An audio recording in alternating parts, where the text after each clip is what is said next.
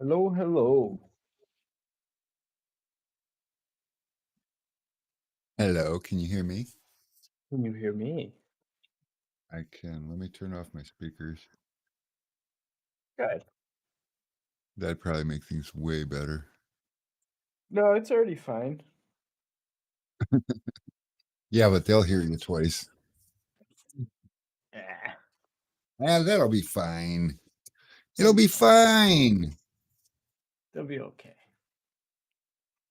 So I did it. I put the topic as let's talk about things that are holding us back. You know, those things that we probably should try to remain anonymous about. I have no What's idea up, what you're Joe? talking about. You know, that thing that you've been doing for 3 years now. Well, actually, you've been doing it for a lot longer than that, but you know. Oh, I mean, it doesn't have to be that. There's lots of things that can hold us back. well, I mean, it seems pretty common in the industry because I just seen another post in all the pages about someone we know who is not holding up their part of a bargain. Right? I just saw that. And it is so awesome to see what Carrie is doing because she stepped in and she said, I will take care of you for no charge, no Yeah, and cost. he said I already took care of it. I'm just wanting the word to get out so this doesn't happen to more people. So he don't even Yeah, want and anything from her.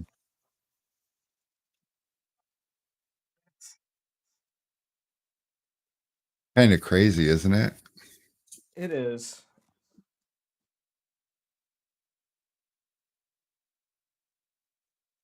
Dude, no problem. Did you get a chance to use it? Did you receive yours yet?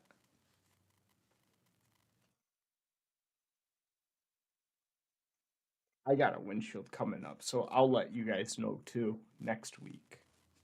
Well, Speaking of, remember it's a size issue. That rope ain't gonna fit every windshield. It's gonna fit the ones that the other ones don't fit. yeah, I know. Um, let's see what's on the schedule.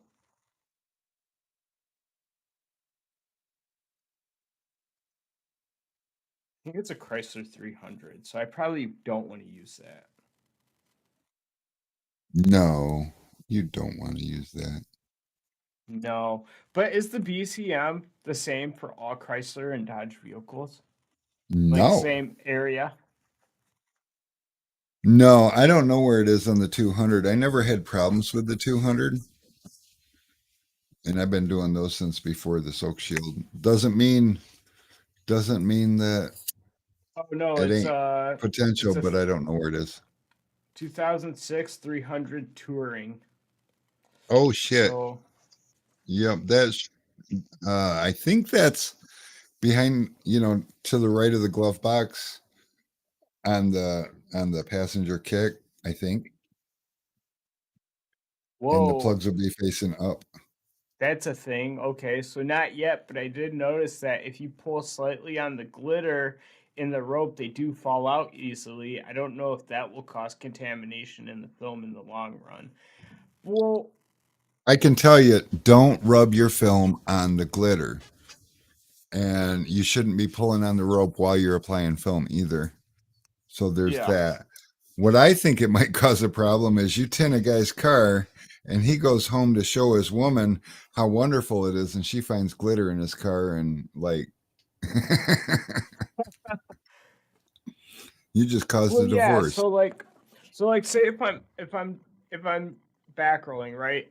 I don't like just like pull the liner and let the film touch everywhere like below. You gotta kind of like you gotta like a little bit above it and then work it down, or keep it up, roll it out, let the bottom touch, and then scoot it down before you like get the top in.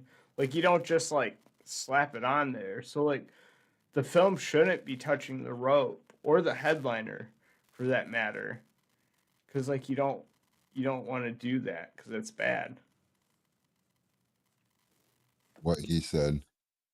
I actually have a video of Charles explaining it and doing it. I video recorded him once. Hey, restart your audio engine.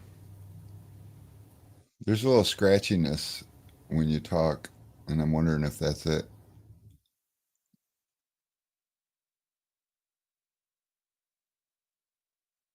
Hello? No, it's still there. I'm not sure what it is. It just started, so that's why I figured it was software. I What if I unplug and replug my mic? mean, you can try it.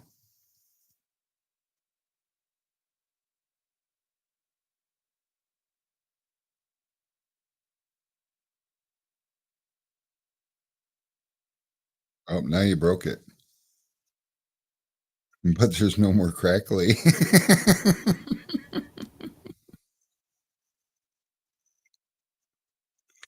If you Okay, there we open go. up your, I was gonna say, How if about you now? open up your voice, yeah, I can hear you. But I Did can you? hear me too. Why can you hear you too? Because I think voice mod redid its thing because I unplugged. Oh, Let me. How about now? Hello? Can you hear me uh, now? yeah, no more crackly. Okay, and I can't hear myself now, so this is good. It's a win, and you can hear me, so that's what's important. 'Cause I Did must you be heard. did you say something? Hey T Yeah, Town, what's up, dude? Timothy. I think I think washing it wouldn't hurt, Joe, because that's a good point. I don't think I'd prefer to sprinkle glitter in a customer's car.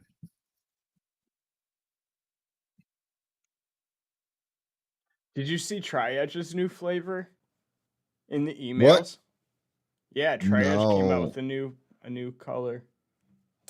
Alex, I don't know how to break this to you. Over the last week and a half, I've been pretty fucking getting beat up Yeah, I with know. stuff right and left. I mean, I'm barely walking today because I spent a couple hours on the roof of that thing last night. After I left, I went and got my truck. Then I went and got the Jeep. Then I came back here and worked on the roof until it started raining. And then I went and dropped the Jeep off. And oh my God. And I ain't going to be able to pick up the Jeep until tomorrow, but he might deliver it to me because like I'm running serious out of time. Oof. I know. Getting frustrating. But it is what it is. This is, you know,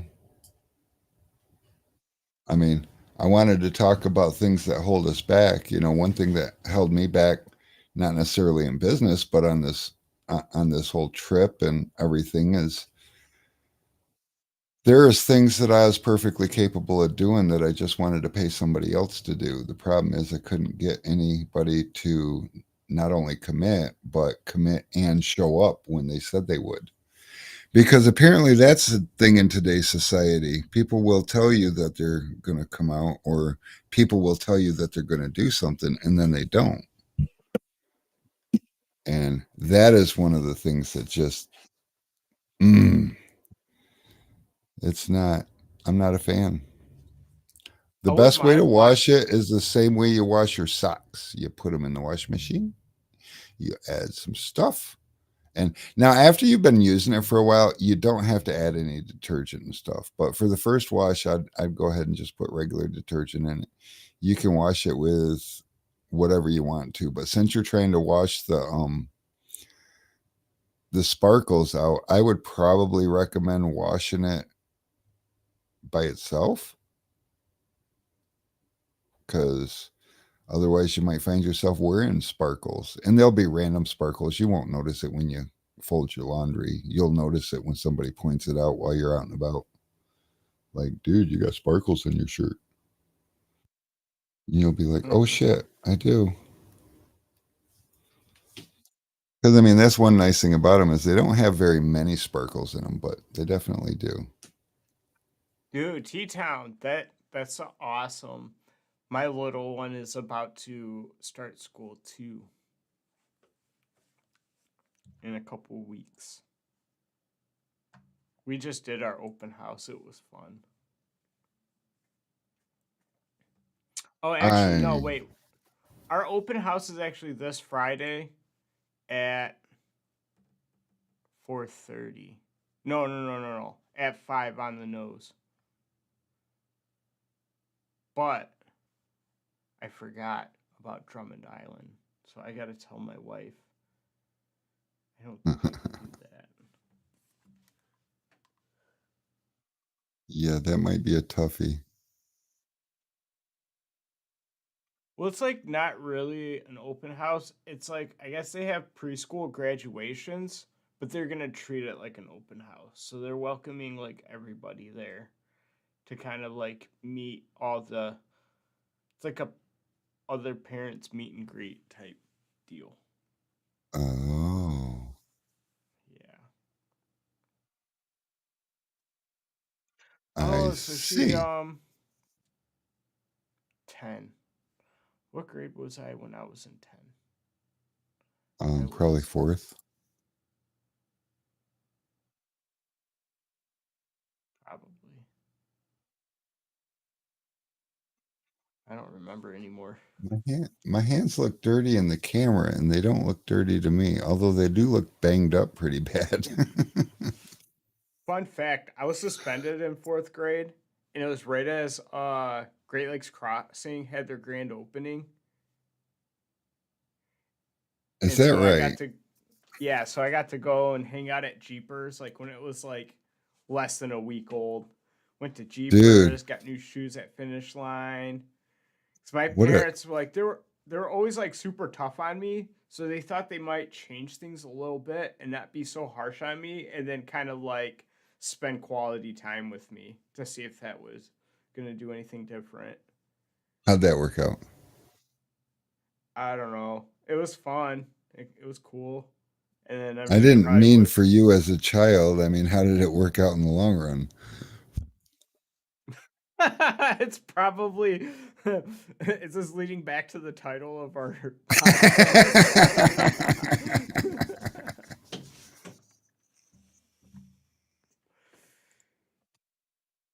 I don't know. You know, it probably did bring me a little closer to my parents, but the thing is, it wasn't like a consistent thing after that point. I think they kind of just treated it as like a one and done, and I think that's what a lot of people these days are like. Everything's all TikTok and short form content and like instant gratification. People think they can just like invest 5 minutes into something and never have to work on it again, expecting like the end result, when there should be like maintenance involved. Like this is, even with sobriety, like we practice these principles in all our affairs, not just now, not just for today, but for the rest of our life. And I think that's where people get things mixed up. They get out of maintaining things and they get out of the routine, and they expect things to go the way they want them to go, but they're not really putting in the work that they think that they're putting in. Well, and that's actually a key point. That's huge. I don't know if you saw it, but Dustin didn't get his soak rope yet. Did Oh, you? well, no, Dark Side, that's Brendan. Brendan, I mean, I'm sorry. But he's said he to hold up because he was gonna put an order in. Oh, So I was he just might have I got he one might have saved. forgot. He might have forgot because he's saying he didn't get his yet. I mean, we can But send it anyway, out right now.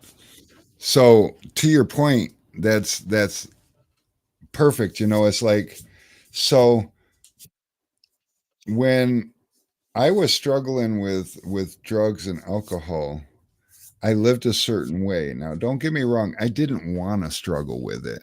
And for good sized periods of time, I could seemingly not struggle with it. I could just leave it alone, but I would always end up back to it. But the reality was nothing changed. It wasn't until I started practicing a new way of living, a new way of thinking, and a new way of doing things before. I mean, it's been, how long has it been? 14 years, 14, almost, we're going on 15 years. That would be my bad. If he did. Oh, Alex screwed up. He's going to send that out like, like ASAP. Anyway, so, it wasn't until I started changing the things that I did and how I did them before anything started changing, no matter how bad I wanted it to. And let's take my diabetes as another example. Now, if I wouldn't have had diabetes, I did not like the weight that I was putting on. I was getting fat, and in fact, my granddaughter called me fat man, and my belly was just getting bigger and bigger and bigger, and I didn't want that belly. And but the thing is, I didn't change any of my behavior, and fortunately or unfortunately, I don't know, but I went to the doctors for a checkup, and we did some blood work, and it came back that I had diabetes, like pretty bad. My A1C was like 13.8 or something like that, and apparently that's really bad. Like you're trying to have a stroke or lose a foot, or like bad. And well, when he started talking about losing feet, I all of a sudden was willing to change my behavior, and my behavior was the way that I ate. So I paid attention, and I learned a little bit about diabetes and what I could and couldn't eat, or what would be better to eat than other things. And I changed my diet simply because I didn't want diabetes. Now, as a side effect, I dropped 35 pounds. My granddaughter's not willing to call me fat man anymore because my belly is still a little pudgy. But, you know, I went to the doctor just a couple days ago, a few days ago, I don't know, last week. And, or no, Monday. No, I don't know. Whatever day it was is when I went. Anyways, my A1C is down to 7.1, which is in 90 days. That's just incredible. But I'm 182 pounds, and that's fantastic. My goal is 170. And this is not from dieting. This is just trying to get my blood sugar under control. So I'm eating properly. I'm not eating less. I love to eat. I stuff myself. I love being full. I'm not eating less. I'm actually probably eating more, but I'm eating right. I changed my behavior. I'm getting positive results. And so if we take that information and we put it into our business, our work, our life, and one thing that Alcoholics Anonymous taught me is that the 12 steps says, and we practice these principles in all of our affairs. So when I went into business for myself, I got sober in, completely sober January 29th, 2009. And my last drink day, because I thought alcohol was my only problem. So the last day I drank was September 27th, 2008. It took me 4 months to realize I had to get rid of all of it. And so, needless to say, since then, I practiced real hard what they told me I needed to do if I wanted to stay that way. Now, my experience and my evidence was I could stay that way for a while, but my evidence showed me that I would always return back to the hole where I was suffering, where it was a problem. And so I was willing to do what they told me I needed to do. And so I followed this simple set of rules that they had. They call them the 12 steps. And they told me that this isn't something that you just do. This is something you learn. It's a way of life. It's not a process. You're learning how to do and think and act differently. And so I did. And then they said, practice these principles in all your affairs. Well, in 2013, or no, 2011, my bad, I lost my job, at 2.5 years sober. And I decided that I'm going to work for myself. I'd always worked for somebody else. And I thought, I've learned a lot over the years and I'm going to give this a shot. And I just practiced those principles that I had been learning for 2 years in my business. And I ended up building, with the help of people, but it was my baby, it was my project. And I built the largest automotive tint shop in Michigan. We were doing about 6,000 cars a year. And in Michigan, that's kind of unheard of.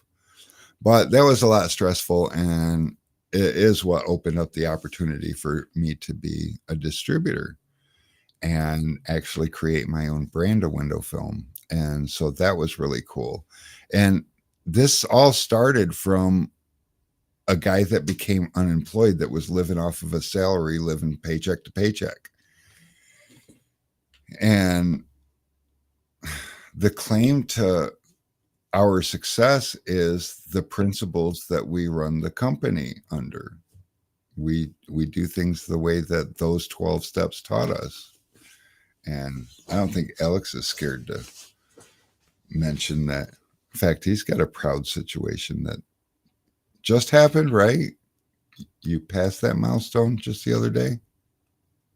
Oh yeah, yeah. I got 3 years sober last week Thursday. Oh, we're supposed to clap and woohoo and oh, Yeah. no, that's a different meeting.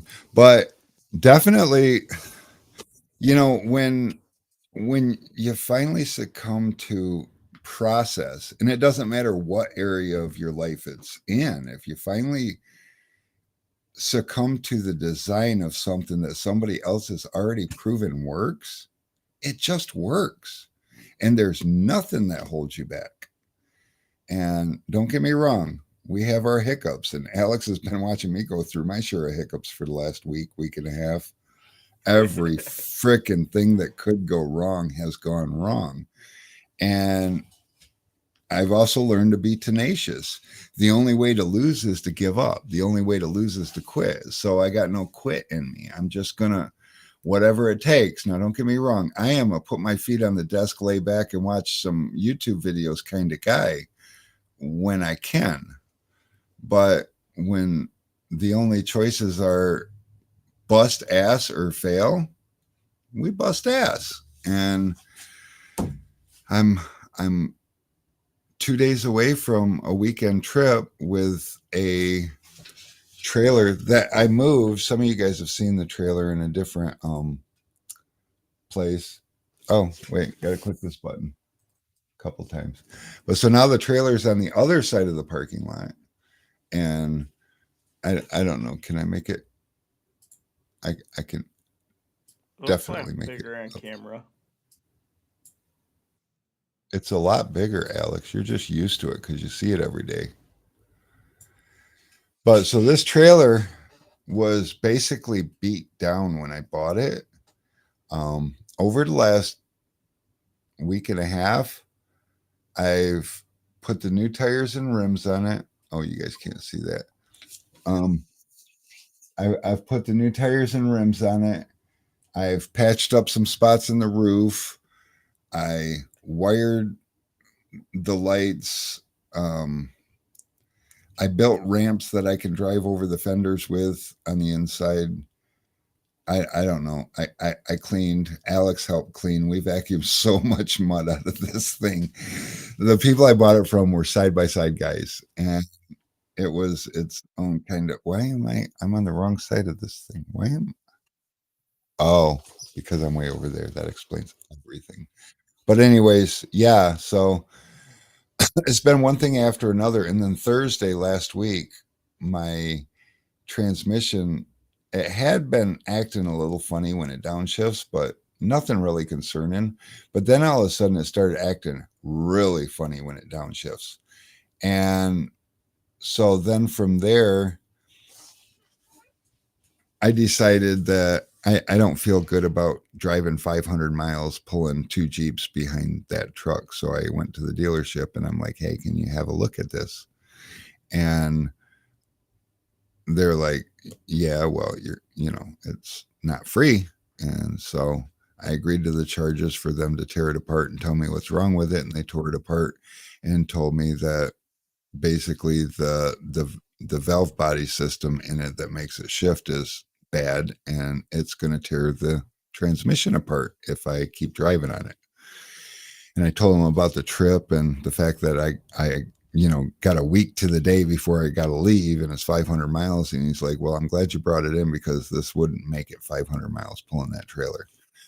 And I'm like, cool. So let's get it fixed. He says, well, here's the kicker. That valve body's not available. It's a 2 to 3 week back order. And I'm like, oh shit. And I asked him if I could find a valve body, if they could use that. And they said, only if it's OEM. I'm like, okay, fine. Challenge accepted.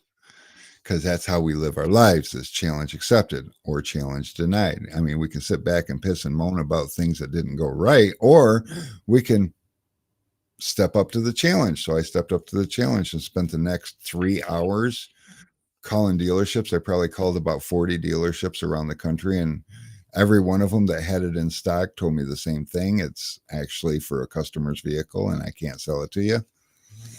About 4:45 that day, these guys are getting ready to leave. In fact, I'm not sure. I think they had just left when I finally called this place in New Mexico, and I'm like out of options. And he says, it shows that I got 3 in stock. Let me just check to see if there's any ROs on them or, customers waiting for the parts. And he comes back and he's like, I got good news for you. 2 of them are accounted for, but there's 1 for sale. I'm like, I'll take it. Can you next day air it? And he says, we don't do that. And I'm like, oh shit. Well, and New Mexico to Michigan, that's 4 days and maybe 5. No, I think it's 4 days. Either way, it's way too long, especially since you can't count Saturday and Sunday. So Andy said he wouldn't be able to ship it out until Friday, which would be the next day. It just wouldn't work. I wouldn't be able to get my truck. He says, let me talk to my shipping manager and see what we can work out. He comes back and he says the shipping manager said that we could do it. It won't go out till tomorrow, but they could get it to the dealership here by Monday. And I'm like, that'll have to work. We're really cutting it close. But I mean, that was a close one. But then an hour and a half later, he calls me back and he says, I got good news for you. And I'm like, what's that? He says, it made the truck tonight. They'll have it tomorrow. I'm like, good. So actually last night I got my truck back at the end of the day. And there's other things that are still just compounding. The truck's fantastic though. Oh, I couldn't be happier. It shifts so nice. But I mean, basically, I guess what I'm trying to say is we are the ones that hold ourselves back. And most of the time we look for other places to blame. And the reality is every one of us faces walls in our life, obstacles, if you will, that can stop us. The question is, what do you do with that obstacle? Do you want to tell people about how this or that's went wrong? Or do you want to just find a way? And that part's up to you. And of course, treat people around you right. And if you do step on somebody's toes, own it. That's something that this process has taught me. And I can't tell you how many customers I've had to tell that, I screwed up or we screwed up and we'll make it right. But it turns out that looks better on you than trying to find a way to make it seem like it's not your fault. And it actually puts you in a much better place. What's up, Marquise? What's up, Jamal? Dude, people should learn a thing or two from Marquise, man. He's just out here killing it right now. He is. He's doing the things and then some. Yeah, man. He just bought a. Oh, Did you forget to call yeah. him? Yeah, I forgot to call him. Ah. Marquise, I'm texting you right now. We're not going to make this information public. But if you guys ever notice, I point out something to Alex that he does. Do you ever notice that he doesn't ever argue with me? He always owns it. There's something to be learned there. I mean, it's huge. Um, Without that ability, you don't really have the ability to grow. And if that upsets you, you might want to spend a little more time looking in the mirror with an honest look, you know, because pointing the finger at other people's faults doesn't doesn't make you grow. I used to use the analogy that some people just rather tear down every building in the city to make theirs look bigger, and that's what that is. You know, when something goes wrong, if you were involved in it, you probably had a part in it. That's what they taught me. And if you can find your part in it, then you know what you could have done different, and very well might have avoided the situation you were in. And yeah, but has no room in that conversation if you want to grow. So that's that's some of the kind of stuff that we practice. And one of the side effects to practice and being that way is we don't we don't struggle with those demons that used to hold us back. It's just now we are free to live life. And all we got to do is continue to follow those rules. And it turns out those rules ain't so bad. They become a working part of living. And kind of like eating right. I had tried to diet in the past to lose this damn gut that kept growing, and I couldn't. But the problem was I wanted some instant gratification. And just like anything else, anything good isn't going to be instant. It just doesn't work out that way.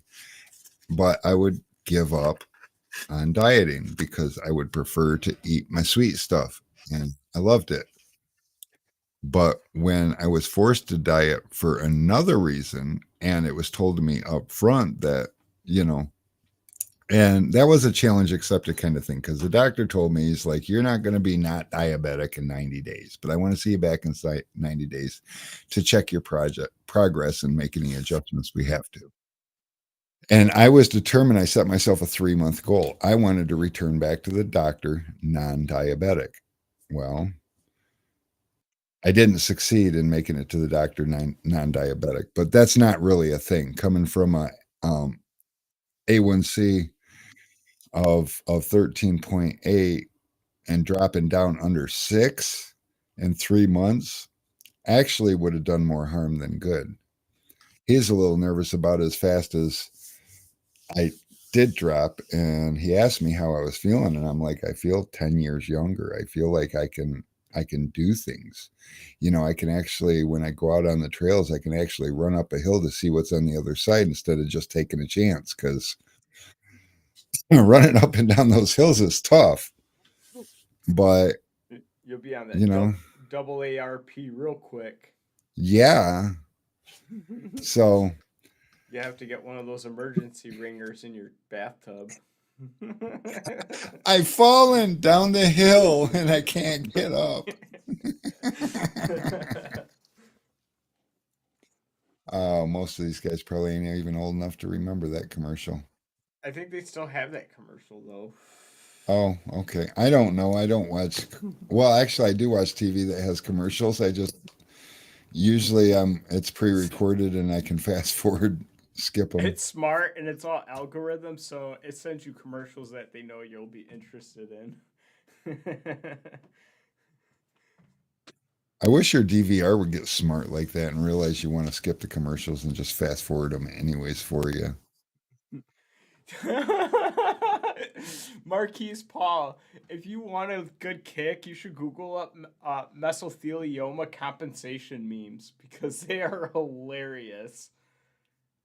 it's basically like girls like freshening themselves out, and it goes along the lines of when she finds out that you have mesothelioma or something, because she wants that compensation money.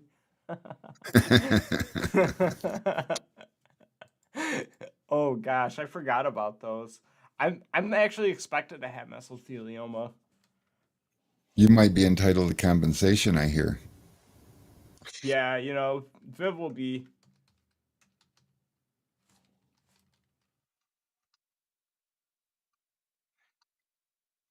You can't talk and type at the same time, can you? No, I can't. But they're You just hilarious. It's my you just favorite type stopped of in mid memes. sentence. Oh, geez. Yeah, there's a lot of good ones. Well, don't be Oh, yeah. bashful. Share with us. Okay. We'll look at them all. Let's see. Oh, now it's all about Camp Lejeune. Yeah, I've heard a couple of those. And really, all it is some of these lawyers wanting to get a hold of a juicy settlement on a class action suit because those lawyers get paid. So we got. Oh, wait, that's not one. Oh, Oh, yeah. Oh, no. What happened? what you do?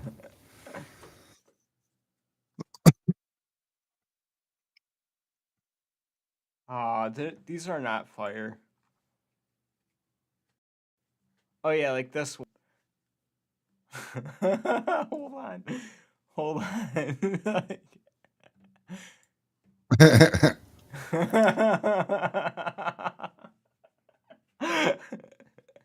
I don't know. This is so stupid. All right, I'm done.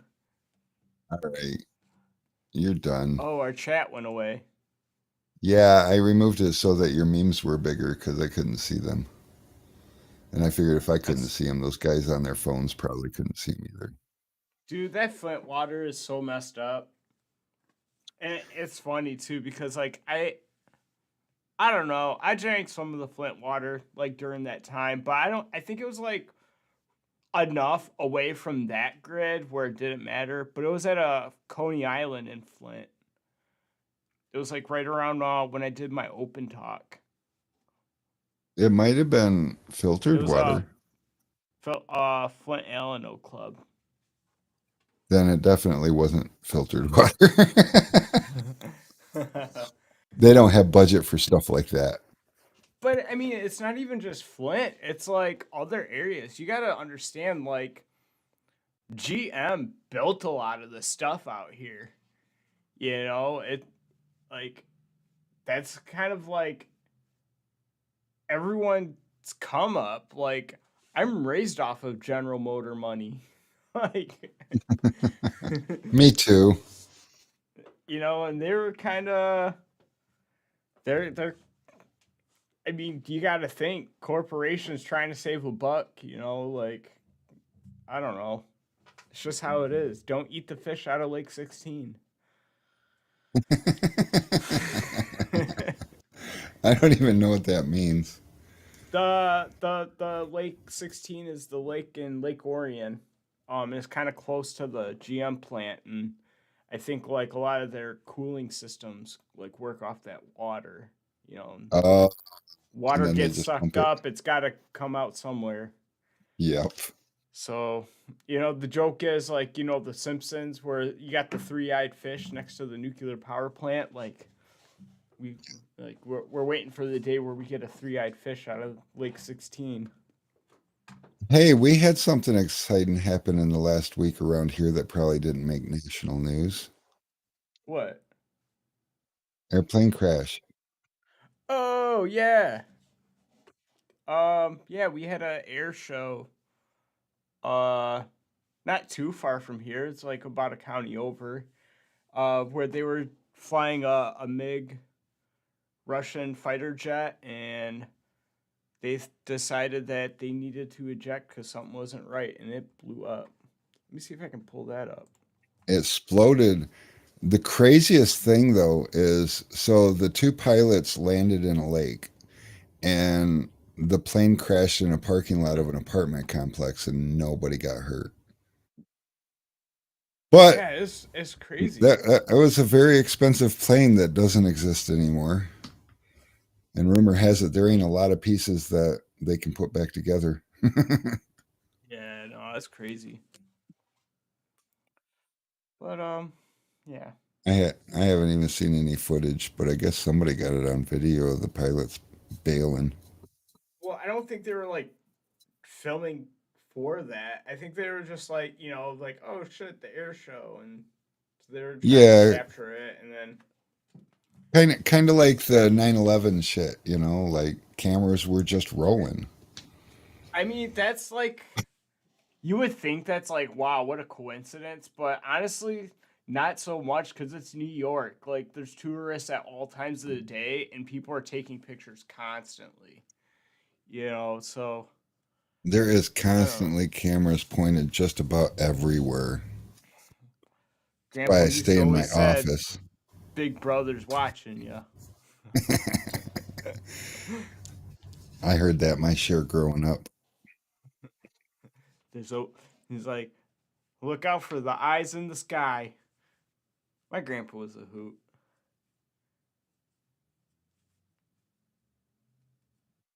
Uh, I did some adulting.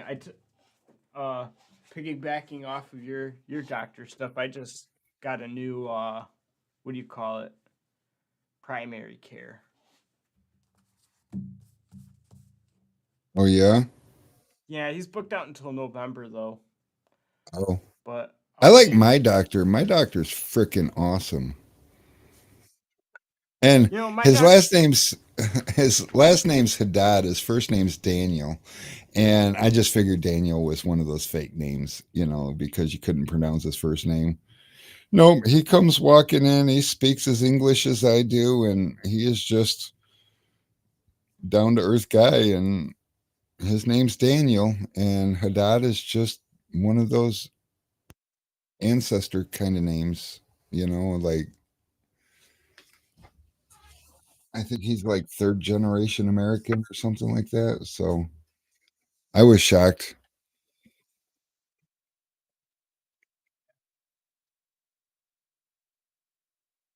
I was concerned that there was going to be a language barrier.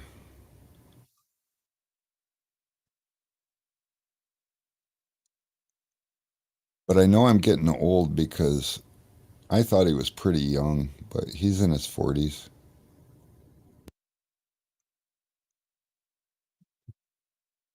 I mean, like low 40s, but that just means I'm getting old. Maybe I need to Fucking dye my 40s. goatee. And then I got to dye the hair on the side of my head.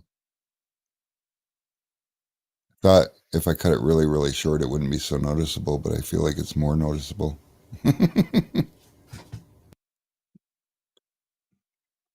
Oh man.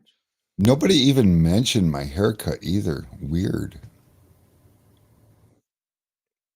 They're just used to me 3 times a year cutting all my hair off. Maybe I know I twice need a to year. I'm go. not sure. It's been a minute. Yeah, I thought you were doing that Sunday. I might do it today. Shit. I don't know. I was supposed to do it Sunday, but we had a lot going on. I had a birthday party to go to. It was both my nieces' birthdays. So, yeah, I don't know. I just couldn't make any time. Time is limited. It's super limited. Dude, like, the earth needs to just slow down, man. We gotta, like, get, like, 26 hours in a day or something. I don't know, dude. Well, that's a thing called time management. We make more hours in the day by taking a little bit off of our plates and categorizing our time a little differently. It's tough, like as you found out, life is full of opportunities. We can't take all of them. because when we start taking too many opportunities, we don't get to focus enough on any given opportunity to make it pay off. And life continues to be a struggle. That's another thing that can hold us back. But it's a tough one because, like I said, life is full of opportunities. Every time you turn around, there's an opportunity. Like, oh, wow, I could do that. And in most situations, you could. But if your plate's already full, the question becomes, what are you going to take away from? What are you going to neglect in order to get that opportunity? And are you going to be able to devote enough time to that opportunity to make it work? And Right. it's like a lot of people, and you read around fall, a lot of people are like, hey, what do you guys do to fill the extra time, and what kind of extra things can I offer to make money through the winter? And there's one angle, but the problem with that sometimes is that in the summer they're still going to overlap, and one's going to have to take away from the other. And the best advice I see is save your money coming into the winter, and when you're slow, focus on growing your business for the summer. Grow what you already do. You can, and we proved it with Tin Squad, between 2011 and 20, well, actually technically 2013 and 2017. In 4 years we grew it bigger than anybody would ever imagine. In fact, I'd tell people the numbers that we did and they'd call me a liar, because that ain't possible. How could you do that? Well, Hey, what's watching up, these in Billy? the workday. What's up, Billy? Looks like Billy got to go. Oh man, Didn't even know he was here visiting, you but could we're have said happy to hi or have you. something. I know. But yeah, so what was I saying? Billy distracted me. It was like a squirrel. Something about the workday. Oh, people Yeah. calling you a liar. Oh yeah, because they just didn't think it was possible. And how could one person do all that? Well, because and here's another thing I hear in our industry is I don't want to hire somebody because I can't afford to. Did you know that somebody answering your phone, for the amount of money you pay them to answer your phone, they could free up enough of your time to pay them twice, but you only have to pay them once, which means now you make profit off of them. And if they're good, then you might need to get yourself a helper to speed yourself up so you can do more. Other thing people would ask me is, what's the most cars you ever done in a day? And I'm like, 13. Oh, bullshit. That's impossible. Don't tell me what's impossible just because you've never done it. There's ways to do that, but you don't do that by yourself, answering the phones, cashing customers out, and all that shit. Because one thing I learned when I had to run the show by myself is that when I'm busy, I'm not interested in closing a job over the phone. I'm interested in getting the fuck off the phone. And that means that if I'm busy today, I probably won't be tomorrow. And It's so funny that you brought that up because like when I was at the family reunion and Mike Burke was the doing his open talk as the keynote speaker, and that was like the question he opened up with. And he's like, how many of us are out here tinting the cars and like also answering the phone? Like you could literally have the phone like pinched between your shoulder and your like face as you're like shrinking a car, and like so many people threw their hands up so fast, like they were like so proud that they were the ones that was just running everything. And he and, just like called them all out. He was like, yeah, and like what they don't realize is that's what's holding you back.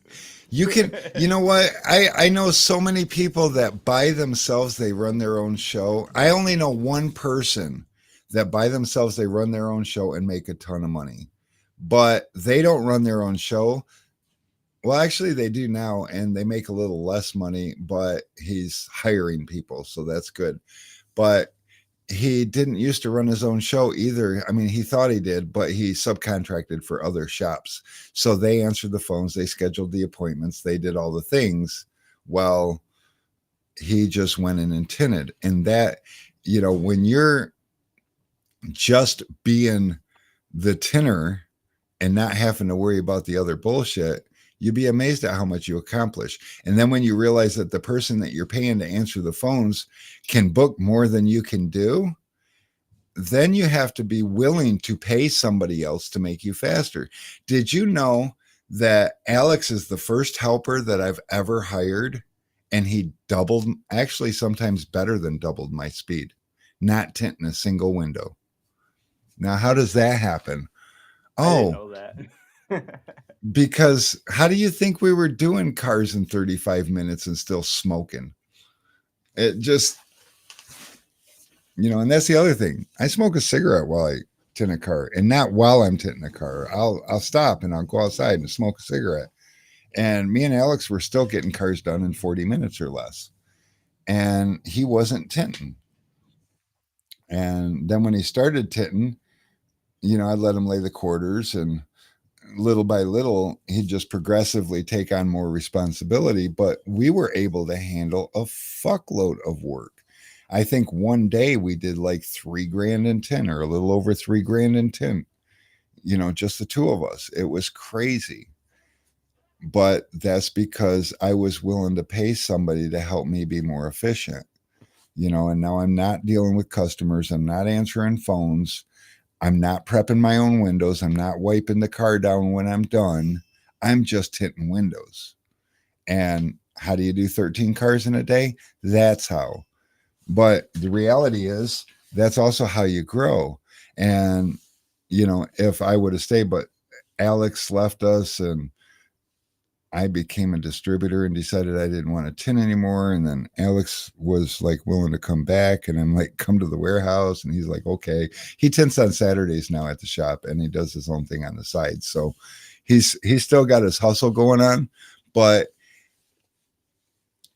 like, we were unstoppable. There wasn't much we couldn't do. And every situation was a challenge accepted situation. And it was all about time management. How can we be the most efficient without compromising? And we didn't compromise. Everybody had their place. Now the tint shop's over there with 1, 2, 3, 4, 5 employees, and only one actual tinner, but the helper is actually tinting windows now. And he comes in on Fridays. Friday we subcontract the tinner out to one of the accounts that we held on to from way back when. And the new guy comes in and he gets to work solo on Fridays so that he can build up that ability.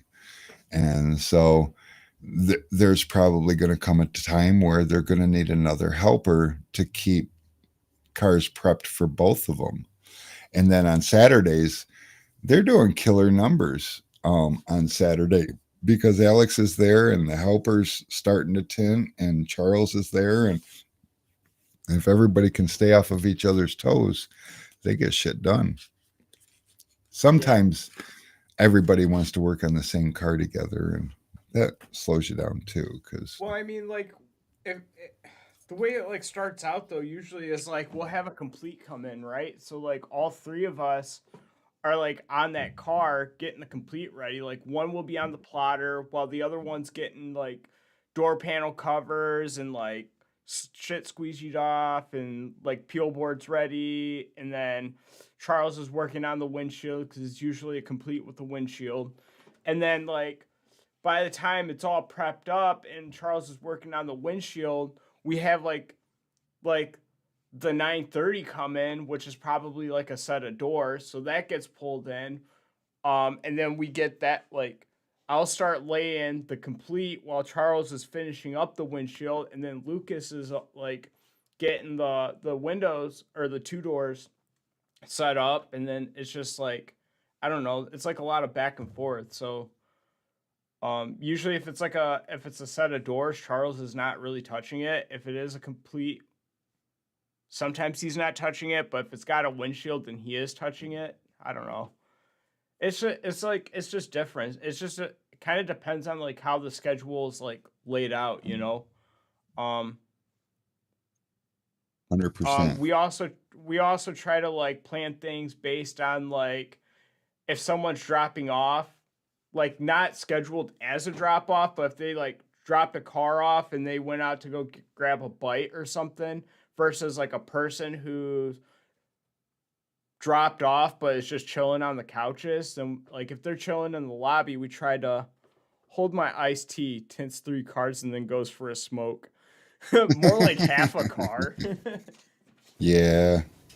I like to smoke during every car. I mean, don't get me wrong. I'll do a set of doors without smoking, but I don't know. I just back when I was slow and it'd take me 2 hours a car, I always told the boss I need to smoke every hour. So that's something you just have to deal with. So I always smoke during every car. And even though, by myself I got to where I was doing most cars in an hour or less, um, I'd still smoke halfway through. I just felt I needed to. And it was a mind thing. But yeah, so Then we had the cigar phase where we were trying to knock shit out, so we had some time in between to hit a cigar. yeah, oh my God, cigars take too long to smoke. You can't smoke a cigar real quick while you're tinting a car because fuck, I can tint a car in the time it takes to smoke a cigar. But yeah, we would bust ass to get a car out before the next car came in and go out and sit on the curb and smoke a cigar or as much as we'd buy those smaller cigars, the little what were those? Shit, I I don't don't know. remember any of their names anymore. I think we did the for the small ones, we did those acid ones for a little bit because we were playing with Yeah, the idea of flavored tobacco. yeah. Yeah, And I got most I got a flavored tobacco just tastes chemically. I got some mini cigarellos there right now. Oh yeah. Yeah, in the locker. Cause me and Charles were talking about cigars. I'm like, you know what? I'll go and get a tin. So I got like a little tin of some Maduros. I don't remember what I think they were like. I don't even remember. I forgot all that stuff. No, it's crazy. We was all into it too. Remember Yep. we'd go to the oh wait, was you going to the treatment center with me? When I was no. But we were No, smoking but cigars and I had a no. guy at the treatment center chew my ass out because I was sitting back smoking a cigar and I was telling him the truth and he wanted to blast my cigar because he didn't have an answer for the other stuff that was coming out of my mouth. No. I do remember we would tint that. We would do mobile for that dealership in Southfield, and we would hit up that store that had the knockoff cigars, and they claimed Oh, to that have like they had the knockoffs that were like the closest match to like the real thing, you know? yeah, that place was great, and some of those knockoff cigars were good. Some of them were like, "Are you serious?"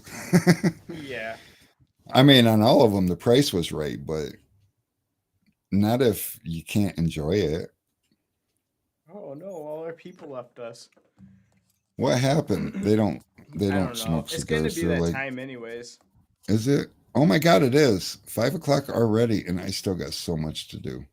We'll come up with a better topic next week. I think we'll have something pretty juicy. We got to work on Lobo though. He says he can tint a car in an hour, but it looks like ass. So we're gonna have to help him with that because you should be able to tint an out and a car in an hour and have it look good. There's a lot of redundant things that we do that we don't realize we're doing. Where if we could put the things in the right order, then we only do them once. So Someone told me that they try to make it a goal for themselves to only walk around the car once during the entire time they tint it. And I was like, that's not a bad idea. That's actually like kind of good because then you're like you're changing up because like That's the whole reason why I had to organize my the garage I work out of, and that's the whole reason why I put that tool chest together, because I'm finding myself trying to find things all the time because nothing had a formal spot, you know? And now that That's a everything's got a big spot, time consumption. A lot so of people hopefully, spend more time than they realize just trying to figure out where they sat something. yep. And, not just that, but yeah, walking around a car multiple times. Once upon a time, I used to walk around a car probably 6 or 7 times while I was tinting it. And there is no reason for it. You double cut on one side of the car, you walk around to the other side's peel board and place the patterns. You should have a peel board on each side of the car. You should have a garbage can on all four corners of the car. And and I'm not talking about against the car. I'm just talking about someplace you can turn and take one step and drop your shit in the garbage. And just start on one side and work your way around. And I always lay the back window last because I don't know why. Because I'm already in motion laying doors, so it just makes sense to me. But it's just like I said, there's a lot of redundancy that we don't realize we're doing over and over again. And walking around the car or looking for tools is two of the biggest time killers that we don't even realize we're doing something. But if the clock's ticking on us, then we're doing something. It's just that Yeah, simple. the world doesn't stop spinning just because it knows you're walking around looking for stuff. Right. Just because I can't find my hard card or my tri-edge or whatever, I sat down somewhere. Yeah. Cord The management, shanks, hose management. that too. That's why Matt has a keg with two hoses coming out of it. He sets the keg on one side. Each hose goes to the other side, so you're not constantly dragging a hose around the car because it'll get tangled up in the cord.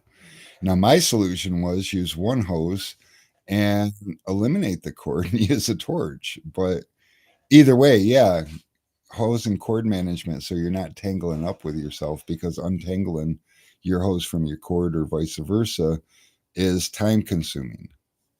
Oh, speaking of torch, Sean Gill made a post on Window Film Revolution like, hey, Steinel heat guns are super, super on sale on Amazon right now. So I checked it out. And it's not their like digital one, but I checked it out. $30. Free Amazon shipping. So I bought one today. Hmm, interesting. Yeah, so if any of you guys are looking for a cheap heat gun, like a spare or a backup, Steinel is Well, they selling make $30 heat guns. they make a few different ones, so let's hope it's a good one. It's I think it was like close to $50. It's like 25% off or something like that. So I don't Oh, know. I was like $30, and I mean I got a lot of backup heat guns now. I got like one from Ace Hardware. I don't even know what brand it is. It's like some like you never heard of this brand type brand. And then I have a Wagner with a half burnt cord, and now I have the Max Flux, and I have a yellow tank somewhere, but not the right torch tip. But yeah, I got you got to options. you got to get the TS 8000 torch tip. Yeah, I got the But one where you got to options, light it yourself. that's dangerous. You need one with a trigger. But all right, guys, we had a lot of fun hanging out with you. If you didn't learn anything, well, sorry. If you did, I'm glad you did. And we will definitely be back with you next week for sure. So, do we See use heat ya. tape on your heat guns? Yes, we do. Yes, Because it being hot and hurting is a whole lot better than it leaving a blister. and your Jiffy steamers, minus the screw. Yes. Just watch out for the screw. Yeah. All right, guys.